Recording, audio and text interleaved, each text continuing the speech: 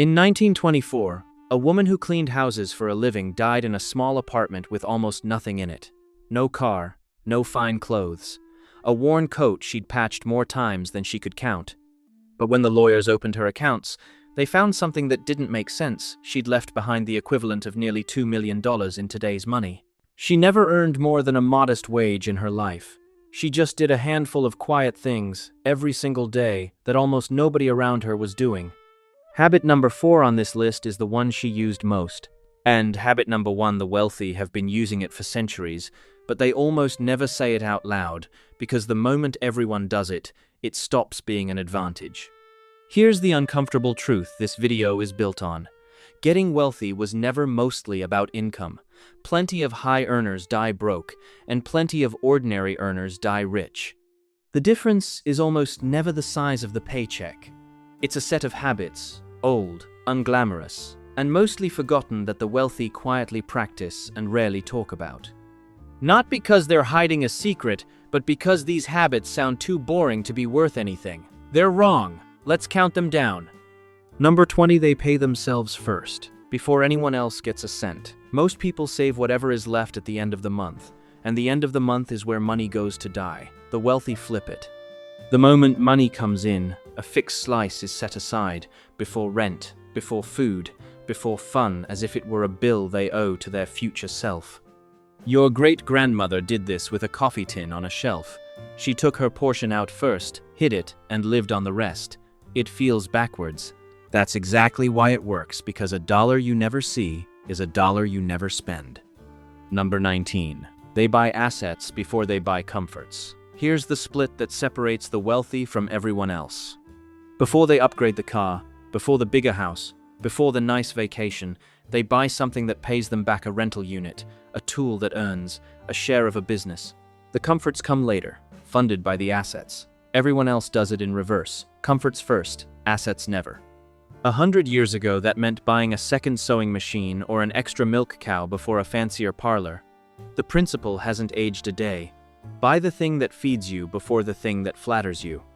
Number 18. They drive the boring car on purpose. A new car loses a quarter of its value the moment it leaves the lot, and the wealthy know it. So the quietly rich, over and over, drive the modest, older, unremarkable vehicle, not because they can't afford better, but because they understand that a car is money on fire, and the slower it burns, the richer you stay. Your grandfather drove a 6-year-old sedan and owned his home free and clear by 50. His neighbor drove the shiny new model and owed the bank until the day he died. Number 17. They keep their wins quiet.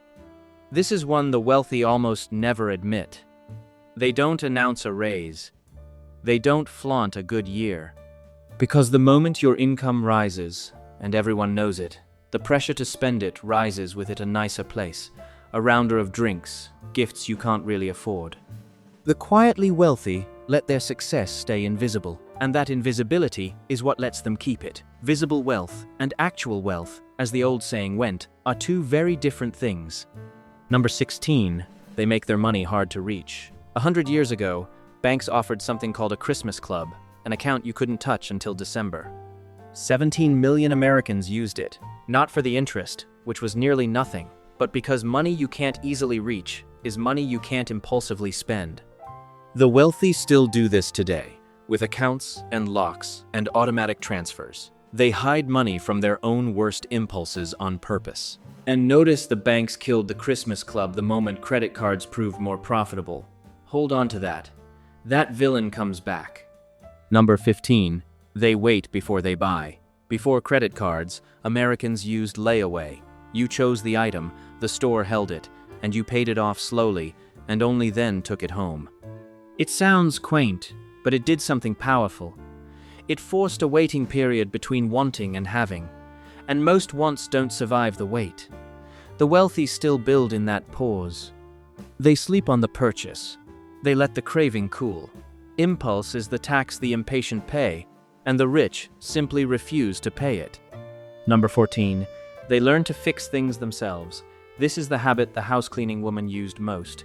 Every skill you own is a bill you never have to pay again. A leaking faucet, a torn coat, a stuck door. Each one is either money leaving your house forever or a thing you quietly learn to handle once. Americans a century ago fixed their own radios, patched their own roofs, grew their own food, and kept the markup in their own pockets. Today, that same knowledge sits free on the internet, and almost nobody uses it. The wealthy still do. Number 13. They buy quality once instead of cheap twice. There's an old idea that being poor is expensive, and it's true. Cheap boots wear out in a season and you buy them again and again. Good boots last a decade. The quietly wealthy spend more up front on the things that last and then stop buying them. It looks like spending more. It's actually spending less. Spread across years, everyone else never counts. Number 12. They keep a boring pile of cash that does nothing. We're taught every dollar should be working, invested, growing. The wealthy quietly break this rule. They keep a reserve dull, idle, earning almost nothing, and it looks like a waste right up until the moment everything goes wrong. Because when a crisis hits and everyone else is desperate, the person with cash in hand is the only one who can act. Opportunity always shows up during other people's disasters, and it only rewards the ones who kept something ready. Number 11. They avoid debt like it's a fire. Here's our villain again. The entire modern system is built to make debt feel normal. Even smart buy now, pay later, tap the card, feel nothing. But the wealthy treat debt the way your grandfather did, as a chain that steals your freedom to wait. And the freedom to wait is the single most powerful financial tool a person can have. Debt doesn't just cost you interest. It costs you your options at the exact moment you need them most. Now, quick pause, because a pattern is forming and I don't want you to miss it. Every habit so far is boring, every single one. Pay yourself first. Drive the old car. Wait before buying. Avoid debt. None of it is exciting. And that's the whole point. The wealthy aren't doing thrilling, secret things. They're doing dull things, relentlessly, for decades, while everyone else chases the exciting things that quietly drain them. The next 10 habits are where that boring discipline turns into real, lasting wealth. Number 10. They turn their skills into a second stream of income.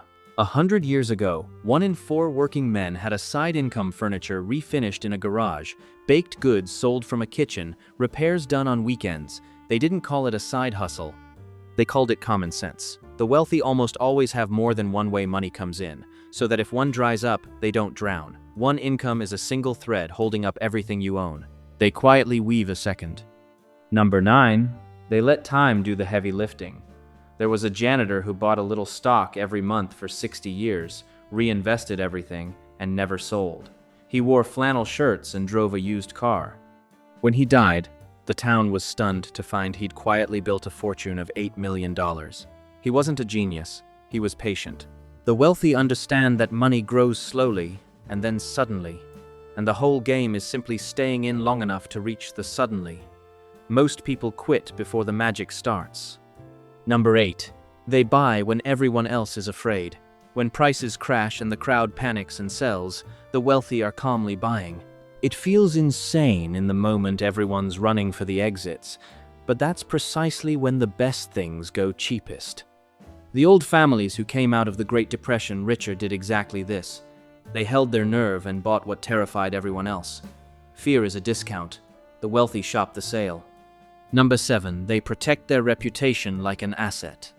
Long before credit scores, a person's word was their credit.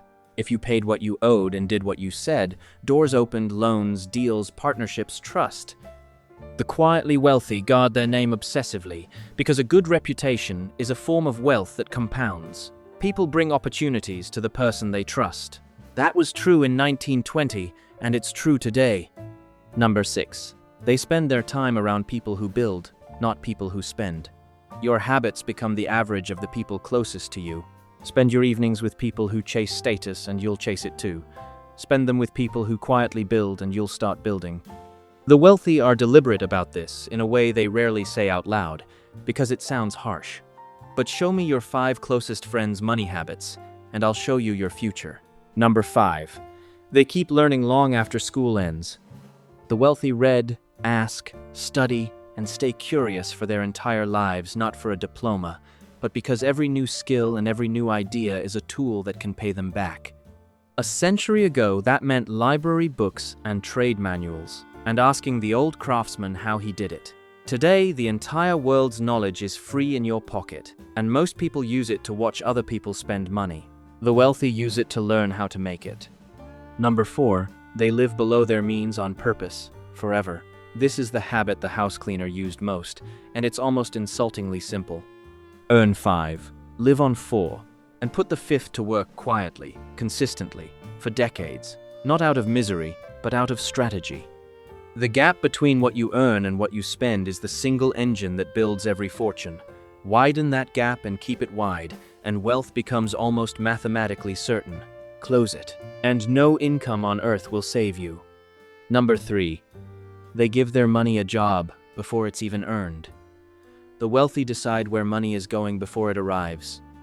This much to savings, this much to assets, this much to living. Your great-grandmother did it with labeled envelopes on a Friday afternoon.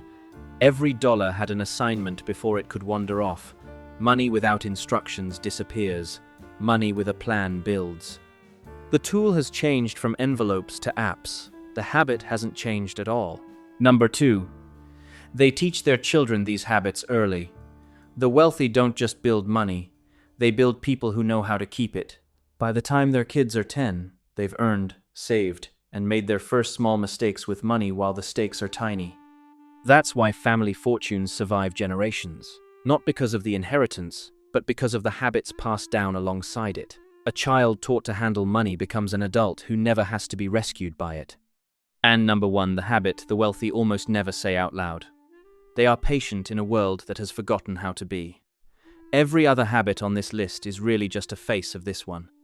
Paying yourself first is patience. Letting investments grow is patience. Waiting before you buy, driving the old car, buying quality once, holding your nerve in a crash, all of it is patience. The wealthy have simply made peace with slow. They know that real wealth is boring, that it's built in decades, not weekends, and that almost everyone will quit long before it arrives. That's the whole secret. Not a hot tip, not a shortcut. Just the willingness to do quiet, unglamorous things longer than everyone else is willing to. And here's why they never talk about it. Because be patient doesn't sell anything. There's no product in it, no course, no shiny upgrade. An entire industry makes its money convincing you that wealth is fast, exciting, and one purchase away, and every one of these habits is a quiet refusal to believe that lie. The woman who cleaned houses knew it. The janitor in his flannel shirt knew it. Your great-grandparents knew it. And now you do too. So, here's the only question that matters. You've just heard 20 habits, and not one of them requires a bigger paycheck, a special talent, or permission from anyone. You could start a single one today.